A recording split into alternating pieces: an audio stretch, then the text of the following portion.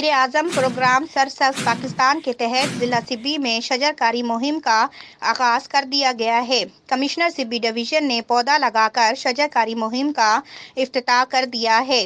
ضلع سبی میں کمشنر سبی ڈویژن بلاج عزیز بلوچ اور ڈپٹی کمشنر سبی سید زاہد شاہ نے سرسبز پاکستان پروگرام کے تحت ٹھنڈی روڈ سبی اور میر چاکر خان رند یونیورسٹی سبی میں پودے لگا کر شجر کاری مہم کا آغاز کر دیا ہے۔ اس موقع پر ناظم جنگلات سبی ڈویژن محمد جان جمالی، محکمہ جنگلات جنگلی حیات سبی کے فارسٹ آفیسر سبی خلیل الرحمان کھوسہ، پی اے کمشنر سبی ڈویژن ذیشان طاہر نے بھی شجر کاری مہم میں حصہ لیا۔ ضلع سبی میں آج شجر کاری کے پہلے روز 5000 پودے لگائے جا رہے ہیں اور 10,000 پودے لوگوں میں تقسیم کیے جائیں گے۔